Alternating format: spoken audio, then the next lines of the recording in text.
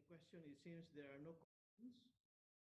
Uh, I do not know if there's somebody who has a question, and you may just probably you may just raise your hand if you have a question.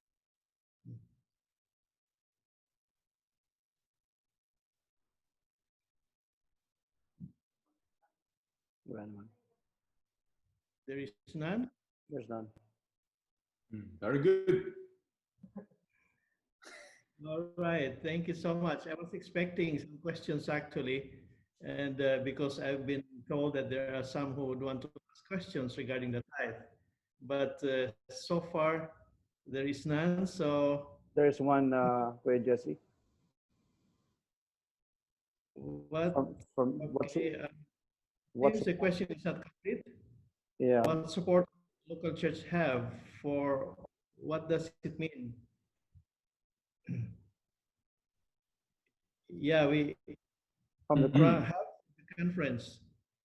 What support can a local church have from the conference? About what, if I may ask? Would the questionnaire please clarify? finance. About finance. Maybe this is in reference to if there is something that we can get from the tithes that can be transmitted to the local church.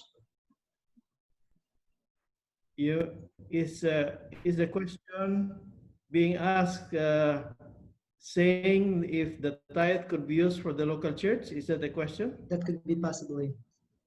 If there's a part of the tithe that can be sent out to the local church as a help from the conference.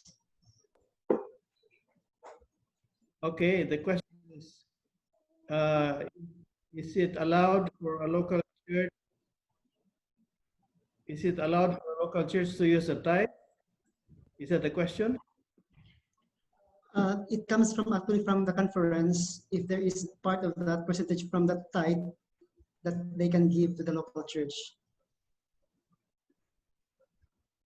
Okay, I'm not very sure about, what the questionnaire is trying to ask here. Yes. Shara, can you please clarify your question? Because we want to be sure before we give an answer, we want to be sure that we are giving the right answer, the answer to the right question. We first need to go to the second question, okay, Jesse. Ma'am Shara, yeah, Regarding the second tithe, what can you advise for those struggling even for the first tithe? Are they still advised to go for the second? This is very interesting question, Barbe. There are people who are struggling with the first tithe. Should we also advise them to give a second tithe? Okay. I think recently I wrote an article about the hierarchy in giving. It appears clearly from the spirit of prophecy, and we have even mentioned a text in my presentation, that the very first thing to do is to return your tithe. This is very clear. It is you return your tithe, and then you give your offerings and you give your gifts. Let me also try to touch on the second tithe. The Adventist Church try to encourage giving gifts, but the second tithe does not necessarily mean that we are teaching people to give another 10% as offerings. No, this is not what we teach. Pastor Marcus Bonfim has clearly explained that offerings is in proportion to what you have received, and it is up to the individual in gratitude to give his offerings. It is not supposed, it is not an imposed amount. It is not an imposed percentage. We encourage a percentage, but a percentage that the person decides. But when we look at the hierarchy in giving, tithe comes first. Okay. Yes, hello. May I know who is this, please? Ms. Shera, Yeah, okay, Jesse. this is Shera. Okay. Yeah, Sarah, please go I ahead. am a church treasurer. I just want to ask if the local church want to have an evangelism, but they don't have budget. As discussed, everything goes to the union or to the conference, the tithes and offering, nothing left to even the one offering, only 50% left in the church. How about if the church wants to go for evangelism? Okay. They want to do evangelism. What support they can have? Okay. Thank you for that question, Sister Shera. Yeah. It's this is a local question, so maybe I will answer that question. Actually, I can see that you're from Arisdak. Riyadh. Yes. Yes. Actually, I do not know if you have not been informed, but your church has been receiving a budget for evangelism. Yes. I can probably give you the amount later, but I'm facing the I'm facing the screen now. But there is an amount that is set aside for each church in the Goldfield for evangelism. And we are giving close to, if I remember correctly, it's more than 700 or maybe close, maybe 800,000 a year, this year particularly, for evangelism for the churches in the Goldfield. Kindly ask your local church treasurer about it because she knows how much money we have allocated. The Goldfield has allocated for evangelism of your local church. Thank you. Any other question? I'm trying to see. We still have some questions coming up, Jesse. Here is one from Julie. Correct me with my understanding that the local conference kept 90% of the tithe remitted by the local church. So it's, yes. Okay. Yes, you're asking, Sister Glee, is that correct? Whether the local conference kept 90% of the tithe remitted to the local church. Actually, here in Goldfield, we are sending 15% of the tithe, okay? Of the tithe that we receive from the local churches, 15% of that is given to the union. Then 6% is given to the general council. And 1% is given 1% is given to Middle East University. Can you hear me? Am I coming through clear? All right.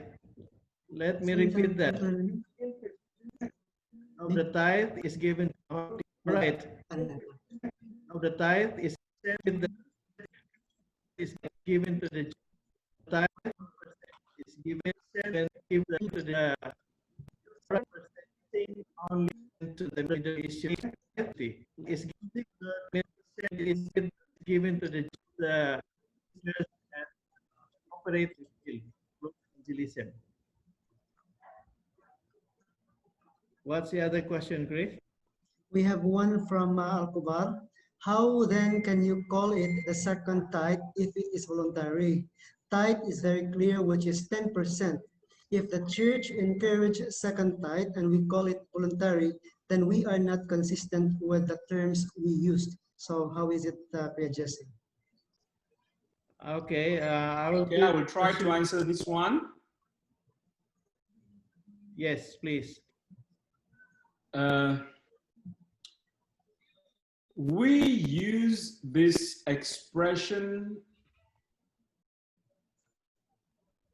We use this expression second tithe. Are you hearing me? Yes, go Yes, ahead, yes. Please. Pastor. Okay. We use this expression second tithe just because the Bible has a reference to a form of offerings that it is calling tithe. But we are not a reference calling tithe as that of it is. But we are not as something that is this is something that has a form of that time. And at the same saying and at the same time we are saying that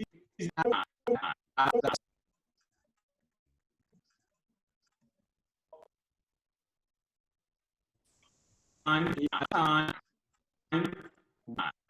we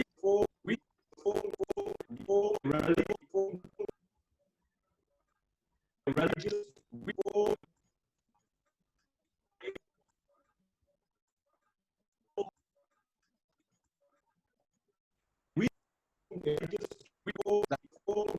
religious duty and also their religious duty their religious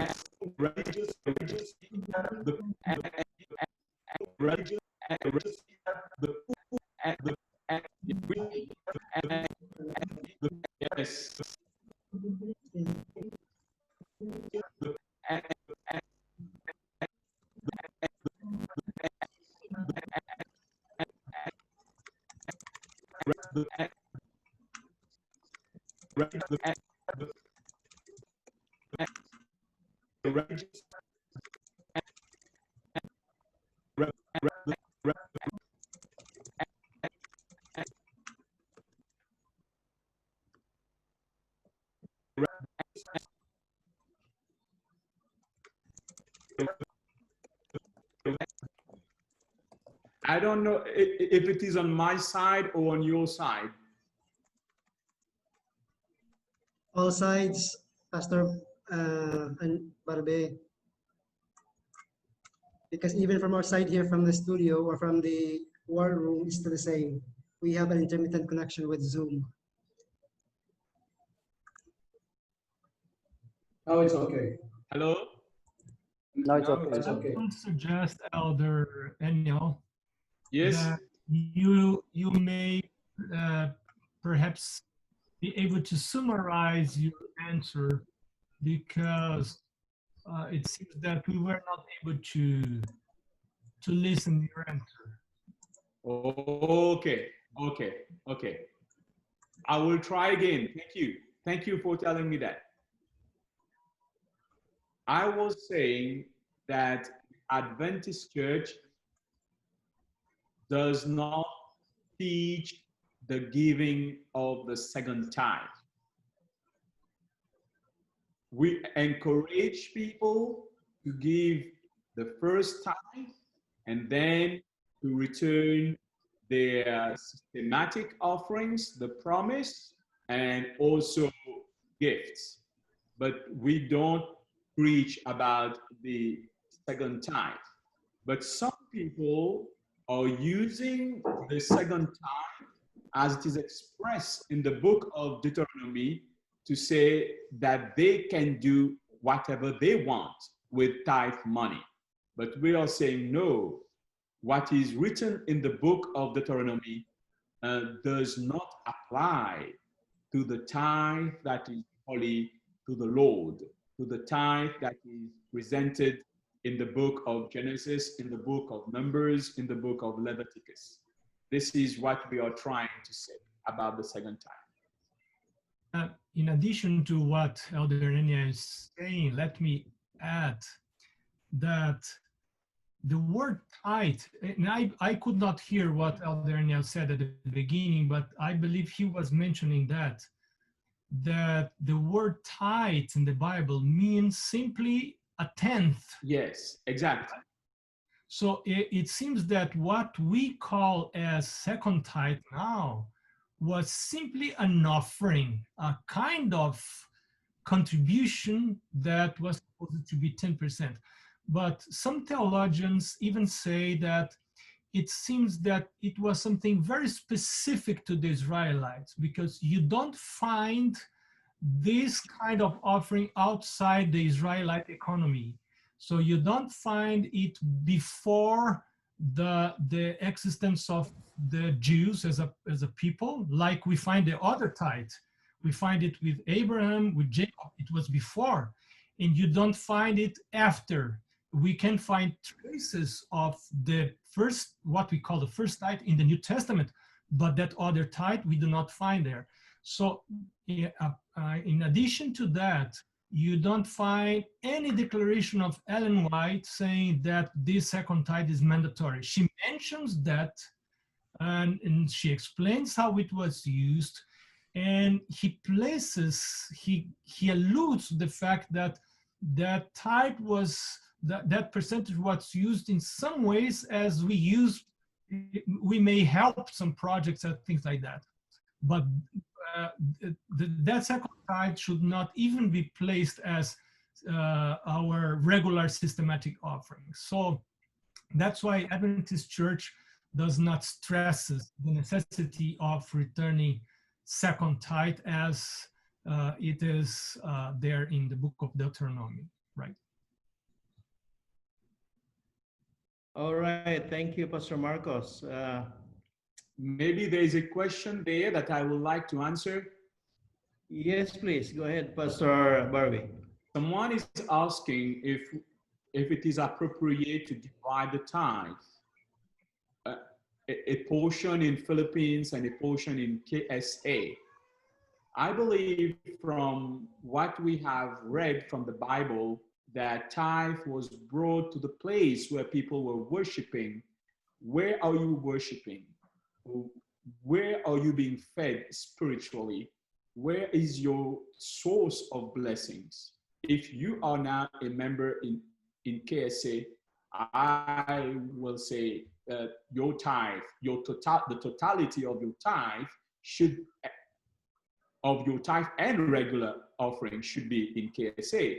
And there is even something in the church manual that is very clear, that page 66 of the church manual, 2015 edition, that your tithe should be where your membership is.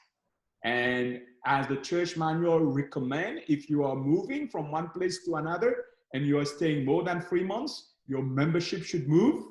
If you are now a resident, a long-term resident for more than 3 months, you have moved your membership to KSA. And this is the practice of the church, that you move your membership.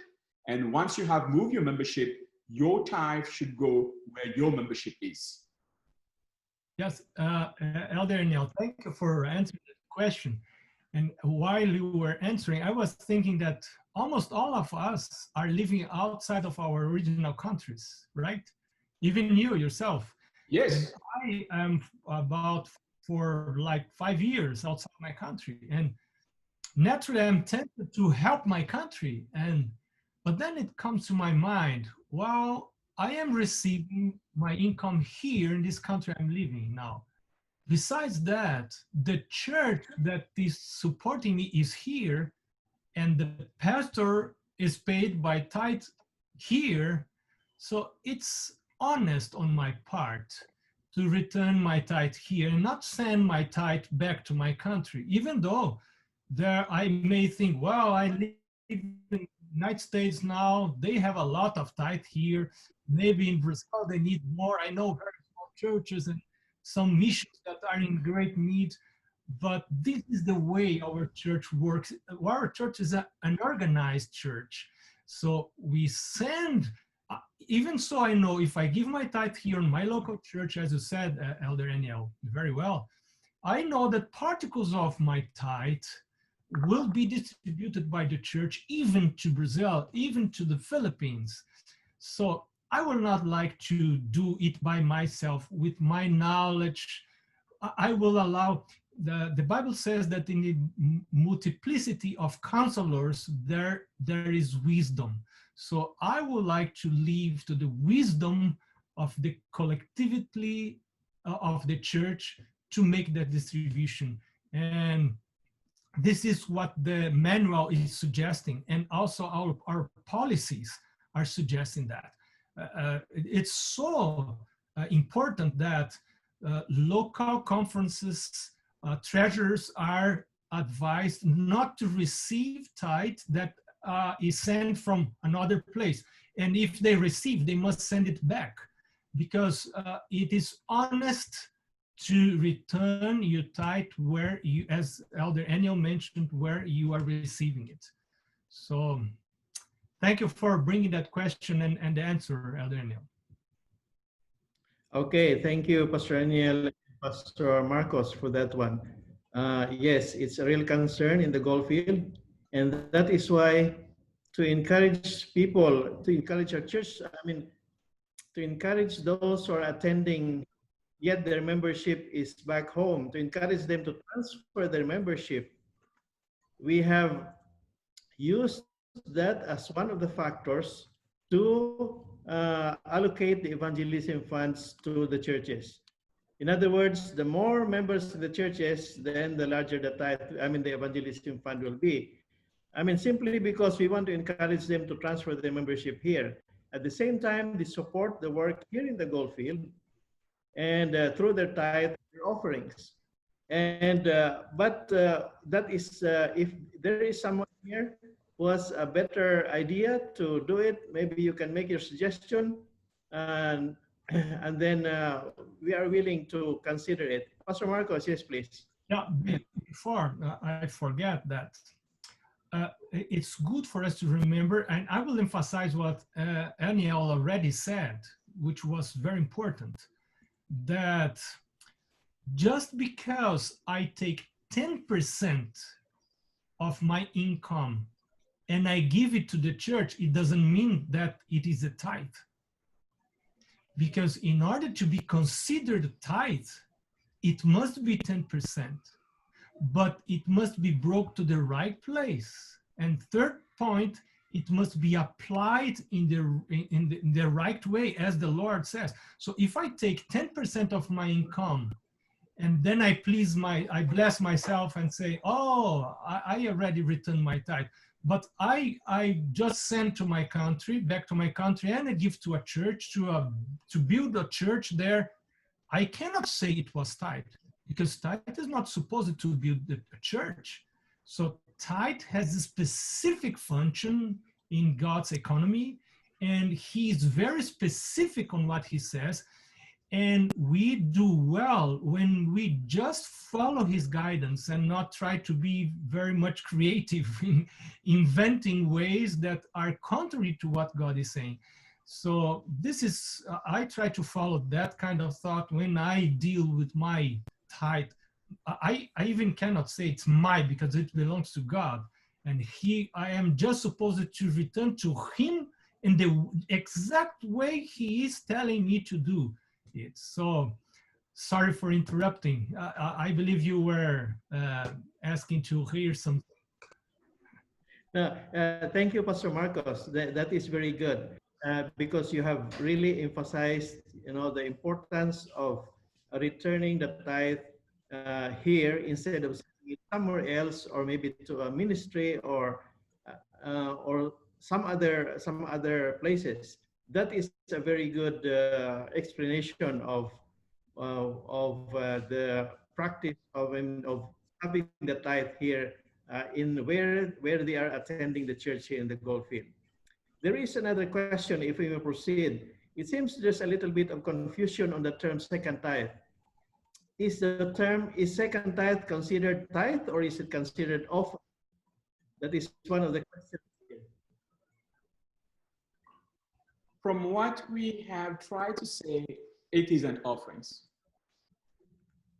All right. Yeah, in addition to that, tithe is also an offering according Exactly. to the Bible. Yeah. So all are offerings to God. So sorry, Aniel. You. Yes. Okay, thank you so much.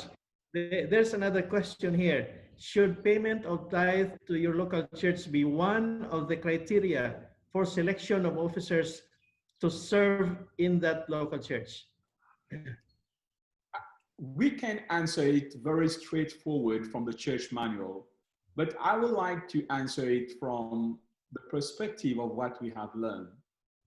Returning tithe is to acknowledge God as the possessor and giver of all things. Do you think that it is a sign of faithfulness? I do believe.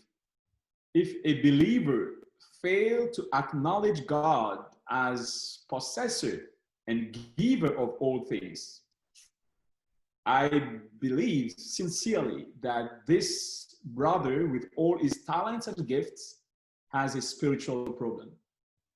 And in God's church, it's not about ability. It's not about how many gifts you have or how much money you have, but it's about faithfulness. I just want to share a brief story with you about this. When I was serving as a conference president in Mauritius, we had this challenge that in some churches, church leaders, nominating committees were closing their eyes when it's come to that. And the argument was, if we are too strict on that, who will be the officers in the local church? It's better for us not to pay attention to that criteria. But then we came to the conclusion that no, this is God's church. And who will bless the church? Not me. And can God bless unfaithfulness? He can't. And we decided to teach the members once again and to invite everyone to say that we will choose people who are faithful in tithe. Some people were not happy about that. We had some challenges, but after some time, all the positions were filled and many more people were faithful. Let us trust in the Lord. This is His work, and He bless faithfulness, not unfaithfulness. Amen. Thank you so much, Pastor Aniel. That is a very good reminder of why we are giving tithe. Somebody is asking here, what is the basis of tithe? Is it the gross or the net? I leave this hard question to Pastor Bonfim. Thank you, Aniel. Yeah, it depends of what kind of business you can do. You have, I mean, if you have a store and if you have a factory, of course, you will return the tithe not from the gross, but from your profit, right? After, but if you are employee and you receive your salary, you should ask to the government when you pay the taxes if the government will tax you from the gross or from the net. And then I am very sure what any government in the world will say. They will not take the taxes from the net, but the government will take your taxes from the gross. And then comes the question, should God get less than the government?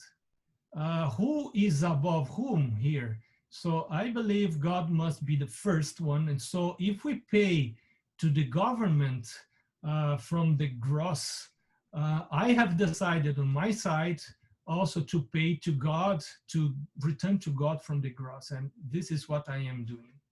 And if maybe you have something else to add on here, and please. No, I think it is well covered. It is well covered.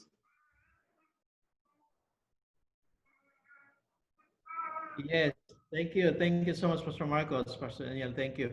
That is, I have always, whenever I give seminars in the churches or when giving sermons in the churches, and it's about stewardship, I always emphasize that it is better to trust the Lord rather than to trust your own self. In other words, give from the gross and the Lord will bless you. If you want to if you want to remove whatever deductions you want to remove from your salary and give from the net, that is actually not trusting the Lord. To me, that is not trusting the Lord because it is salary. It is not business income. It is salary. So when it is salary, it is always from the gross salary, not from the net. Are there other questions? Chris, do we still have other questions? I think there was one older. We Jesse. have questions here. Okay, Jesse, let me go back to the question which was skipped a while ago. Here's from Brother Dante from Damam.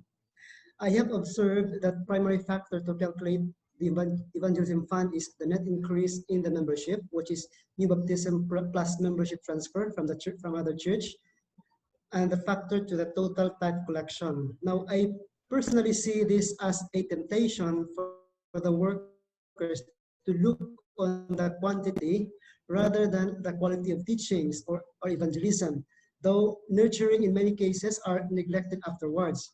Is there a better way to improve this methodology to encourage more the workers to have quality of discipleship or evangelism? Yeah, thank you, Brother Chris. I think we already answered that a while ago, and the tithe. It's the evangelism budget, and we were saying that it's different, Jesse. This regarding the evangelism fund, wherein it's according to him, it's calculated based on the new baptism plus membership transfer to the church. So instead of looking at the quality, the quantity of the members, why not look at the quality, which is the end result after nurturing?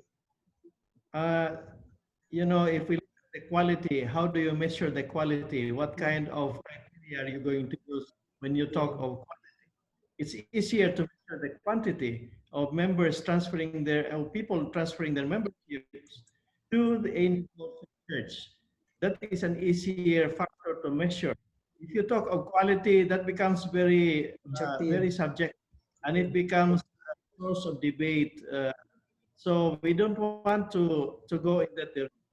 That's how I feel. But as I mentioned a while ago, we are open to questions from you who have raised the question and from others, because we are not really we don't want to close our mind to possibilities that improve in how we are doing the work in this area of the world. Brother Care, you were mentioning that there's a question there was another question, Brother Jesse, that I think it's a good question as well, and maybe we can talk about it. Some were asking for those who are only receiving salaries, if they receive gifts or other ways of blessings, are these to be tithes? And the answer to that, tithes is an expression of gratitude to God. So if God blesses you through salary or other means, we definitely encourage you to tithe those other means as well.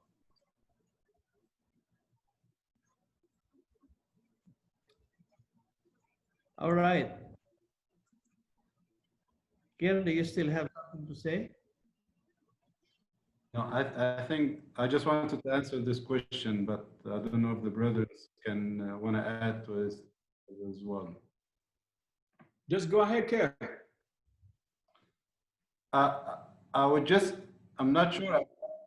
Can you hear me well now, or? Yes, yes. Maybe I was not clear the first time. There was a question being asked. If we are working, salary is one of our main sources of income, but we get other blessings, like, for example, a gift or other blessings that God blesses us with. Do we tithe those other blessings? And my answer will be yes. That will be we tithe is a mean or ways of expressing our gratitude for God's blessings in our lives. So whether it is through salary or other means, we certainly encourage you to tithe those other blessings too. If You're I right. could say, if I could add to that what here just said, which I totally agree, I could say that we might make some question to ourselves. What is the origin of those resources? If they are coming from God and we see that they are coming from God, then we are supposed to tithe them. But then the second question comes, if they are not coming from God, from whom are they coming? So all that is coming from God should be tithed.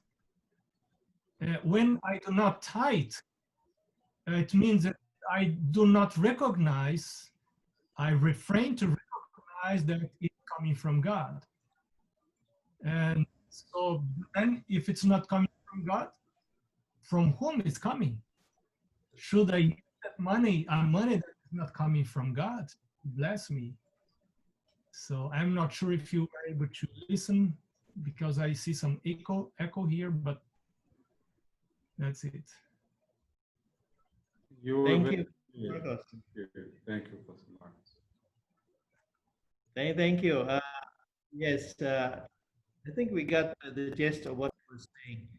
So I also would like to thank Pastor Akan for his additional comment in the chat that the evangelism is based from actually the total tithe of the church, and that is the total tithe of the local church, plus the encouragement transfer. We are giving a bonus of a certain percentage so that our members our churches will be encouraged to tell their membership to transfer here to the Goldfield churches. Do we have another question, Chris? Or Here's just a clarification, Kuya Jesse, from Brother Lemuel of Axdac. Introducing the term second tithe and then explaining it as an offering somehow creates confusion on the minds of our members. Why can't we call it as it is? I think we already answered that, Chris, a while ago. Did we not? Okay. Answer Can it? I- So it's clear for Brother Lemuel. Offering actually. So yes, I think this is not be a source of confusion. If we use the term second tithe, that is offering. And Pastor Marcos and Pastor Aniel were saying that even the tithe is offering. So yes, Pastor Marcos, would you want to say something more? Yeah, actually, we have in the Bible an explanation of different kinds of offerings. Some of them are mandatory, some of them are voluntary. Some of them have specific proportion or percentage. Are you listening? Yes. Okay. And some no, some not. So our task, even though it may seem for some people a little confusing, we need to study and we need to understand them well. So what we have understood as a church now, and what I can understand from the Bible is that even we use the word tithe. When we speak the word tithe, there is an image that comes to our mind. That image was not in the Hebrew language, because the word tithe, mazer, means a tenth, just a proportion. But when we mention the word tithe, a lot of things come to our mind.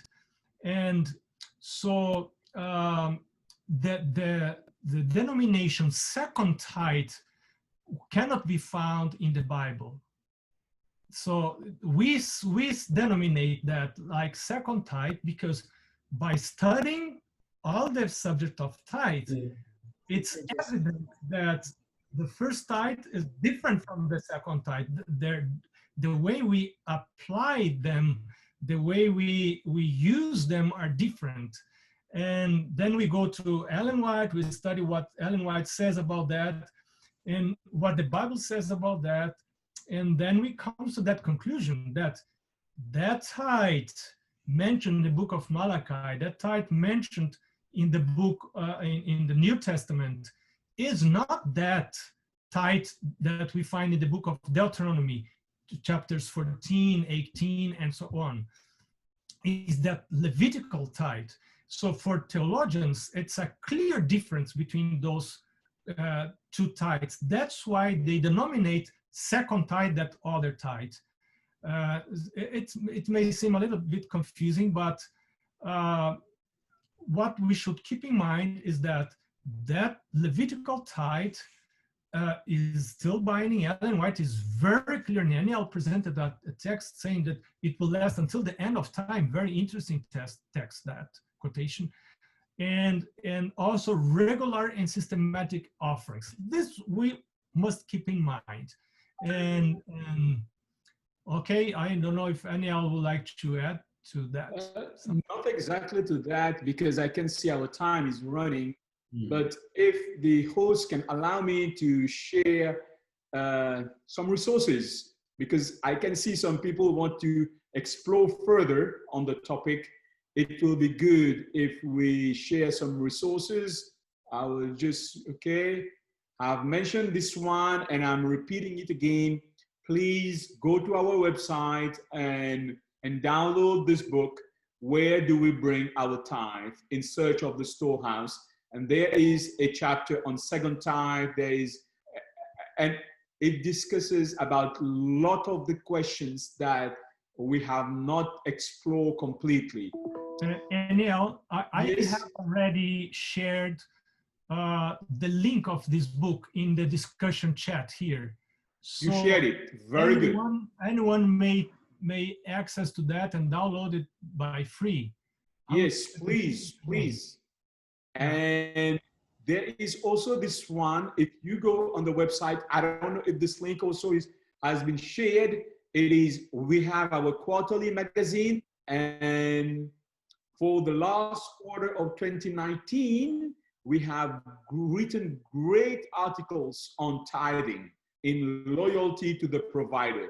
You have 7 articles that really explore the topic and provide more answers.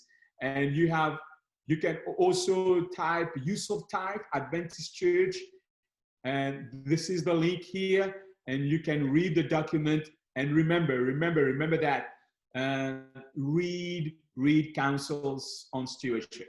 Read counsels on stewardship. This will grow your life spiritually and help you to grow in your journey as a disciples of Christ.